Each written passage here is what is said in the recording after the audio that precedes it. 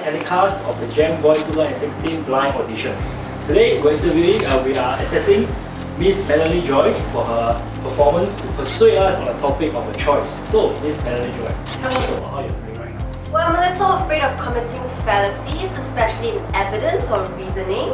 I'm afraid when I hit those notes, I might be a little careless. However, I'm also afraid of the Singaporean audience because I heard that Singaporeans love food. I've also heard of, your chicken rice, your saute. I mean, I will be able to come here and convince everyone here that all these food they are saying is rubbish. Every day we engage in behavior that distorts our thoughts and numbs our feelings. This is a belief system or ideology that conditions us to eat certain animals. And this is what I call Carnism. I want you, Melanie! Okay, first off, I gotta say, I love your key reasoning, Melanie. This is extraordinary. This is the first time in many seasons of The Voice that I've actually heard somebody use reasoning by principle, which is amazingly deep. Okay, so what you're saying, Melanie, is that atrocity is wrong and that Carnism is a form of atrocity, and as we treat animals with cruelty and violence, it should be avoided as well. Can I just say, you did a wonderful job with that delivery. Keep it up. Okay, the second thing I like is the emotional appeal to the guilt and compassion. It was riveting. You used a few patterns of inference, such as examples by citing your own experience with contaminated burger patties. And you were also able to use analogies such as linking carnism with slavery and atrocities.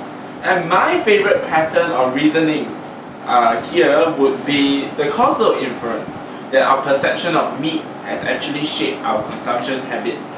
Okay, that is very well done. Delivery, smooth, textured well with your pace and vocal variety.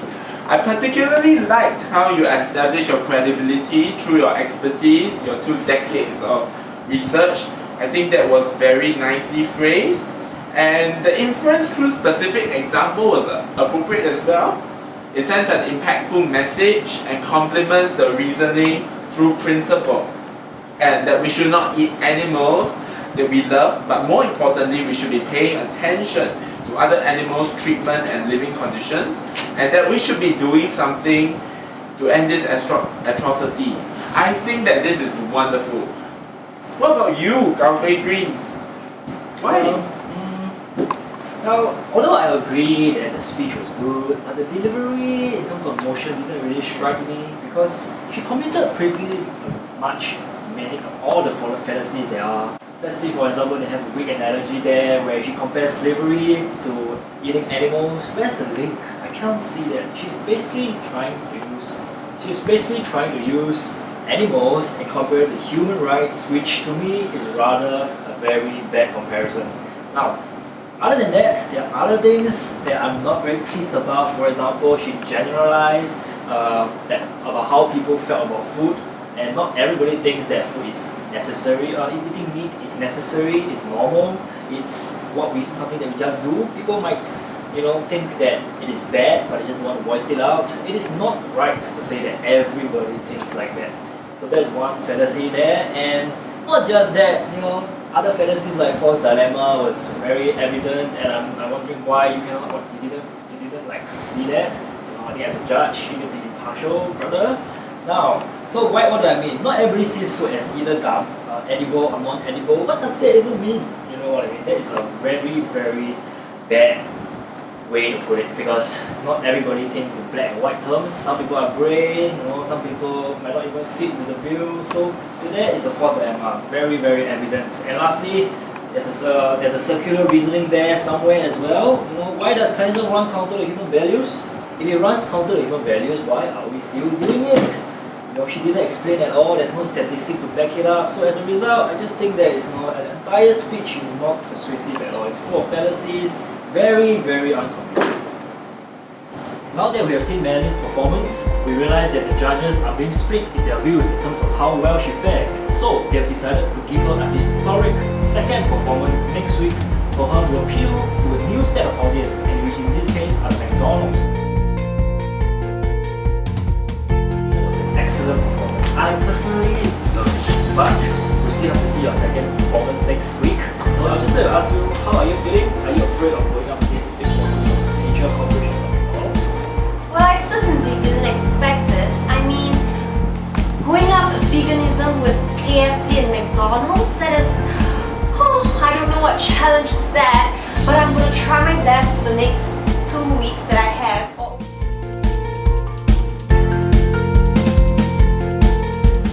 So Brian McDonald's, to join us today to tell us about how he actually feels about this entire situation. You know, it's okay to eat meat. Why? Look, see, still very healthy, no problems at all.